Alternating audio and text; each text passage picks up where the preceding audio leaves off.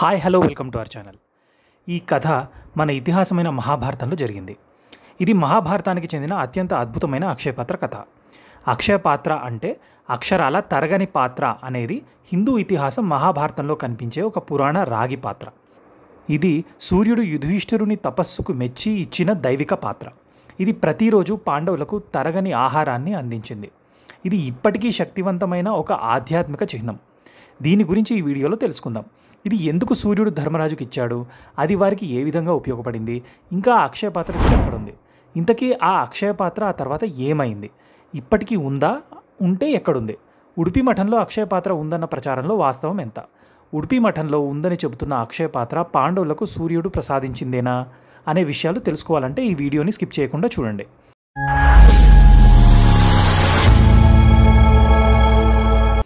అసలు కథలోకి వెళ్తే, జూదంలో ఓడిపోయిన యుధిష్ఠిరుడు తన రాజ్యాన్ని కోల్పోయాడు. అప్పుడు వారికి 12 ఏళ్ల వనవాసం, 1 ఏడు అజ్ఞాతవాసం చేయవలసి వచ్చింది. అందుకు గాని యుధిష్ఠిరుడు తన తమ్ములు మరియు భార్య అయిన ద్రౌపది, తల్లి కుంతితో సహా ఇంద్రప్రస్థం వదిలి అరణ్యాలకు బయలుదేరతాడు. పాండవులు అడవిలో ఉన్నప్పుడు వారిని అనేక మంది ప్రముఖులు, ఋషులు, రాజులు, మంత్రులు మరియు బ్రాహ్మణోత్తములు సందర్శించడానికి వస్తూ ఉంటారు. వారు పాండవులతో విషయాలను చర్చించడానికి మరియు వారి మద్దతును చూపించడానికి వచ్చారు. పాండవులు ప్రవాసంలో నిరాశ్రయులై అడవిలో ఏమీ అందుబాటులో లేని కారణంగా ఈ అసంఖ్యాక అతిథులకు ఆతిథ్యం ఇవ్వడం ద్రౌపదికి చాలా కష్టంగా అనిపించింది. అప్పుడు యుధిష్ఠిరుడు సూర్యదేవుని ప్రార్థించాడు. అంతా సూర్యదేవుడు అతనికి అక్షయపాత్ర, తరగని పాత్రను అనుగ్రహించాడు. ద్రౌపది స్వయంగా ఆ రోజు భోజనం పూర్తి చేసి పాత్రను శుభ్రపరిచిన తర్వాత ఆ పాత్ర ఆ రోజుకి మాత్రం ఆగిపోతుంది. కానీ ఈ అక్షయపాత్ర కథ మరొక రూపంలో కూడా ప్రచారంలో ఉంది. అది ద్రౌపది కృష్ణుని ప్రార్థించిందని. ద్రౌపది ప్రార్థనలకు సంతోషించిన కృష్ణుడు ఆమెకు అక్షయపాత్రను అనుగ్రహించాడు. ఇది ప్రతిరోజు అపరిమితమైన ఆహారాన్ని నిరంతరం అందించే పాత్ర. ద్రౌపది స్వయంగా ఆ రోజు భోజనం పూర్తి చేసిన తర్వాత మాత్రమే ఆగిపోతుంది. పాండవులు వనవాసంలో ఉన్న సమయంలో దుర్వాసుడు మరియు ఆ ముని శిష్యులు హస్తినాపురానికి వచ్చారు. దుర్యోధనుడు తన మామ శకునితో కలిసి ఆ మునిని సంతృప్తిపరచగలిగాడు. దుర్వాసుడు సంతోషించి అతనిని ఒక వరం కోరుకోమన్నాడు. దుర్యోధనుడు పాండవుల మీద ఉన్న ద్వేషంతో, దుర్వాసుడు కోపంతో పాండవులను శపించాలని ఒక ఆలోచన చేశాడు. ద్రౌపది భోజనం చేసిన తర్వాత పాండవుల వద్ద తినడానికి ఏమీ ఉండదని తెలిసి అడవిలో తన బంధువులను సందర్శించమని ఆ మునిని కోరాడు. దుర్యోధనుడి కోరిక మేరకు దుర్వాసుడు మరియు అతని శిష్యులు అడవిలోని వారి ఆశ్రమంలో పాండవులను సందర్శించారు. ఈ వనవాస కాలంలో పాండవులు అక్షయపాత్ర ద్వారా తమ ఆహారాన్ని పొందేవారు. ద్రౌపది భోజనం ముగించిన తర్వాత ప్రతిరోజు అది అలసిపోతుంది. ఆ రోజు దుర్వాసుడు వచ్చే సమయానికి ద్రౌపది భోజనం చేసేసింది. అప్పుడు దుర్వాసుడు వారి శిష్యులు వస్తున్నట్టుగా సమాచారం అందడంతో ఆయనకు వడ్డించడానికి ఆహారం మిగిలి లేదు.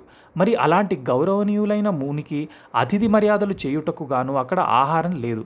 ఏమి చేయాలో ఏమిటని పాండవులు చాలా ఆందోళన చెందారు. అందున దూర్వాసముని ముక్కొప్పి అని భీతిల్లుతున్నారు. ఆ సమయంలో దూర్వాసుడు మరియు అతని శిష్యులు నదిలో స్నానం చేయుటకు గాను వెళ్లారు. అంతే, వెంటనే ద్రౌపది సహాయం కోసం ఆపద్బాంధవుడైన ఆ శ్రీకృష్ణుని ప్రార్థించగా కృష్ణుడు వెంటనే ద్రౌపది ముందుకు కనిపించి తనకు చాలా ఆకలిగా ఉందని చెప్పి ఆమెను భోజనం పెట్టమని అడిగాడు. ద్రౌపదికి ఎంతో దిగులు వేసి తన అన్నకి కూడా పెట్టలేని పరిస్థితిని వివరించింది. అంతే, ఇప్పుడు కృష్ణుని పిలిచిన పరిస్థితిని చెప్పి కాపాడమని వేడుకుంది. తన దగ్గర ఆహారం లేనందున తాను కృష్ణుణ్ణి ప్రార్థించానని చెప్పింది. అప్పుడు కృష్ణుడు అక్షయపాత్రను తన వద్దకు తీసుకురమ్మని చెప్పాడు. ద్రౌపది ఆ పాత్రను ఇంకా శుభ్రం చేయలేదని చెప్పగా, మంచిది, ఆ పాత్రకు అంటుకున్న ఒక్క బియ్యం గింజ మరియు కూరగాయ ముక్కను తీసుకొని తిన్నాడు. అంతే, ఈ భోజనం ద్వారా తాను సంతృప్తి చెందినట్లు చెప్పాడు. ఇక్కడ స్వామి చెప్పిన మరు నిమిషంలో అక్కడ దూర్వాసముని మరియు అతని శిష్యుల ఆకలి తీరిపోయింది. ఎందుకంటే కృష్ణుడి సంతృప్తి చెందడం అంటే మొత్తం విశ్వాన్ని వ్యాపించిన పరమాత్మ కావున అన్ని జీవుల ఆకలి తీరిపోయింది. దూర్వాసముని అతని శిష్యులు స్నానం చేసిన తర్వాత పాండవుల ఆశ్రమానికి తిరిగి రాకుండా నిశ్శబ్దంగా వెళ్ళిపోయారు. ఎందుకంటే వారికి పాండవులు చేసే అతిథి మర్యాదలను అంటే వడ్డించే ఆహారాన్ని తిరస్కరించవలసి వస్తుంది అని, అలా కనుక చేస్తే వారిని అమర్యాదపరిచినట్లే అని వారు ఆ ప్రవర్తనకు కారణం చెప్పారు. పాండవుల కోపంతో కూడిన ప్రతిచర్యను ఎదుర్కోవలసి వస్తుందని వారు భావించారు. ఆ విధంగా దూర్వాసుముని కోపం నుండి పాండవులను ఈ అక్షయ పాత్రను వాడి కృష్ణుడే కాపాడాడు. అక్షయ పాత్ర సాధారణ పాత్ర కాదు, అది శాంతి, భక్తి, ధర్మం యొక్క చిహ్నం. ద్రౌపది యొక్క విశ్వాసం, యుధిష్ఠిరుని ధర్మ పరిష్కారం, శ్రీకృష్ణ భక్తికి అడ్డం లేకపోవడం ఒక అద్భుత మేల్కొల్పుగా నిలిచింది. అయితే ద్వాపరయుగంలో సూర్యుడు ఇచ్చిన అక్షయపాత్ర మధ్వాచార్యుల దగ్గరికి ఎలా వచ్చిందంటే, మధ్వాచార్యులు వాయుదేవుడి అంశతో జన్మించారు. త్రేతాయుగంలో హనుమ వాయుదేవుడి అంశతో జన్మిస్తే ద్వాపరయుగంలో భీముడు, కలియుగంలో మధ్వాచార్యులు జన్మించారని కూడా అంటారు. అందుకు సాక్ష్యంగా ఎన్నో సంఘటనల గురించి చెబుతారు. ఓసారి మధ్వాచార్యులు తన శిష్యులతో కలిసి కురుక్షేత్రం జరిగిన ప్రదేశానికి వెళ్ళి ఒక్కసారిగా తాను యుద్ధం చేసిన ప్రదేశం ఇదే అనడం ప్రారంభించారట. తాను భీముడిని అని, ఇక్కడ తవ్వి చూడండి నా గద ఇక్కడే ఉందని చెప్పారట. వెంటనే ఆ ప్రదేశంలో తవ్వి చూస్తే భీముడి గద కనిపించింది. ఈ కథంతా ఎందుకు చెప్పామంటే, సూర్యుడు ప్రసాదించిన అక్షయపాత్ర భీముడు, ద్రౌపది అధీనంలో ఉండేది. మహాభారతంతో భీముడికి సంబంధించిన ఎన్నో సంఘటనల గురించి చెప్పే మధ్వాచార్యులకు ఆ అక్షయపాత్ర కూడా ఎక్కడుందో తెలిసే తీసుకొచ్చారని అంటారు. అయితే ఉడిపి మఠంలో మధ్వాచార్యుల వారు ఇచ్చిన అక్షయపాత్ర మహాభారతం కాలం నాటి అక్షయపాత్ర ఒకటేనా అంటే కాదని చెప్పేందుకు ఆధారం ఉంది. ఎందుకంటే ఉడిపి మఠంలో ఉన్న అక్షయపాత్రపై దేవనాగరి లిపిలో అనాధిపతయే నమః అని ఉంటుంది. అంటే అది ఈ యుగానికి సంబంధించిందే కానీ ద్వాపర యుగానికి కాదని అర్థమవుతోంది. అసలు సూర్యుడు ధర్మరాజుకి అక్షయపాత్రను ఇస్తూ చెప్పిన మాటలవి. తామ్రస్థాలి అంటే రాగి పాత్ర అని అర్థం. పైగా సూర్యుడు ఇచ్చిన అక్షయపాత్ర అరణ్యవాసంలో ఉపయోగపడుతుందని చెప్పాడు. అంటే దాని శక్తి 12 ఏళ్ల పాటు ఉంటుంది. అంటే పాండవుల వనవాసం ముగిసేసరికి అక్షయపాత్ర శక్తి కూడా తగ్గిపోతుంది.